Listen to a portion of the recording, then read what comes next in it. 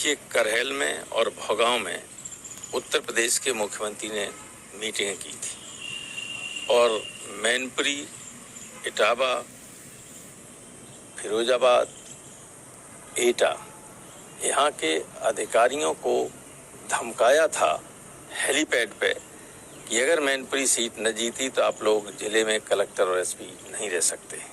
ये सारे लोग जानते हैं और उसका परिणाम ये हुआ कि मैनपुरी के एसएसपी ने बिना ड्यूटी वाले इंस्पेक्टर्स को सीमा पर लगे हुए मैनपुरी क्षेत्र में एटा के एसएसपी ने अपनी पुलिस भेज दी थी और हमारे लोगों को हर जगह उसने प्रताड़ित किया।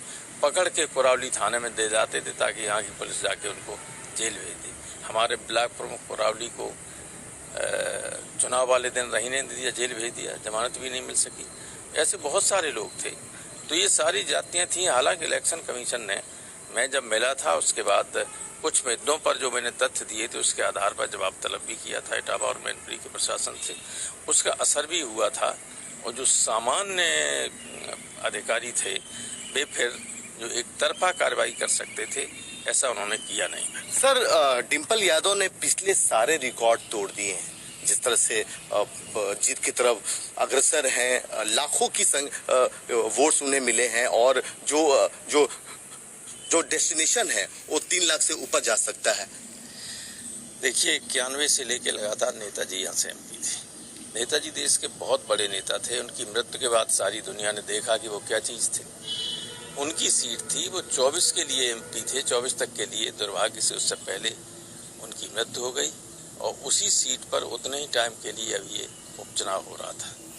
तो जनता ने इमोशनली भी और परंपरागत ये समाजवादियों की सीट है, वो बड़े पैमाने पर वोट किया डिम्पल को लिए। सर, जिस तरह से यूपी प्रशासन, पूरा मशीनरी, योगी सरकार, बड़े मंत्री लगे हुए थे, आपको लगता है कि आप लोग कुछ थोड़े से परेशान थे? अखिलेश यादव बार बार उन्हें डोर टू डोर वहां कैंपेनिंग करना पड़ा, आपको भी डोर टू डोर कैंपेनिंग करना पड़ा, शिवपाल यादव जी भी वहां गए थे। आपको लगता था कि थोड़ी सी दिक्कत है?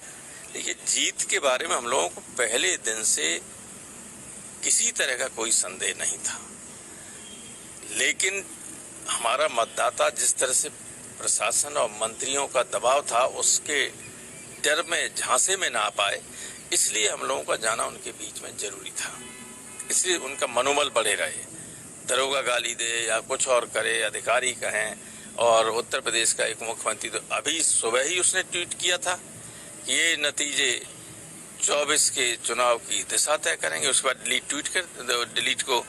कर दिया ट्वीट को केशव मौर्य जी का। मौर्य जी ने। और वो क्या भाषा बोलते थे, क्या भाषा उत्तर प्रदेश के मुख्यमंत्री ने भौगांव बोली जाके हमारे लिए कहा कि वो लैंड माफिया है और ये करेंगे, जो कभी किसी पार्टी के किसी सामान्य कार्यकर्ता से लेके बड़े कार्यकर्ता ने भी आज तक मेरे ऊपर अंगुली न उठाई हो और मुख्यमंत्री उपदेश का कहे लैंड माफिया है। ये इसकी गाली गलौज की भाषाओं ने भी हमारे इटावा मैनपुरी की जनता में जो रिएक्शन हुआ है, इसलिए वे लोग जो परंपरागत बीजेपी के समर्थक थे उन्होंने भी लड़ने झगड़ने का काम बूथ पर नहीं किया। कतई पुलिस करती रही हो मैनपुरी में, लेकिन बीजेपी के कार्यकर्ता कहीं लड़े। यहाँ के अधिकारियों को धमकाया था हेलीपैड पे कि अगर मैनपुरी सीट न जीती तो आप लोग जिले में कलेक्टर और एसपी नहीं रह सकते। ये सारे लोग जानते हैं और उसका परिणाम ये हुआ कि मैनपुरी के एसएसपी ने बिना ड्यूटी वाले इंस्पेक्टर्स को सीमा पर लगे हुए मैनपुरी क्षेत्र में एटा के एसएसपी ने अपनी पुलिस भेज दी थी और हमारे लोगों को हर जगह उसने प्रताड़ित किया। पकड़ के कुरावली थाने में दे जाते थे ताकि यहाँ की पुलिस जाके उनको जेल भेज दी। हमारे ब्लॉक प्रमुख कुरावली को चुनाव वाले दिन रहीने दिया, जेल भेज दिया, जमानत भी नहीं मिल सकी। ऐसे बहुत सारे लोग थे। तो ये सारी जातियां थीं। हालांकि इलेक्शन कमीशन ने, मैं जब मिला था उसके बाद कुछ मुद्दों पर जो मैंने तथ्य दिए थे उसके आधार पर जवाब तलब भी किया था इटावा और मैनपुरी के प्रशासन से।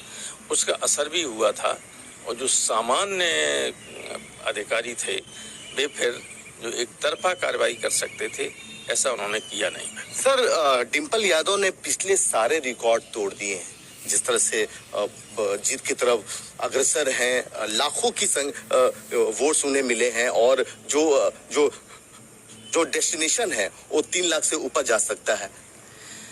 देखिए 91 से लेके लगातार नेताजी यहाँ से एमपी थे। नेताजी देश के बहुत बड़े नेता थे। उनकी मृत्यु के बाद सारी दुनिया ने देखा कि वो क्या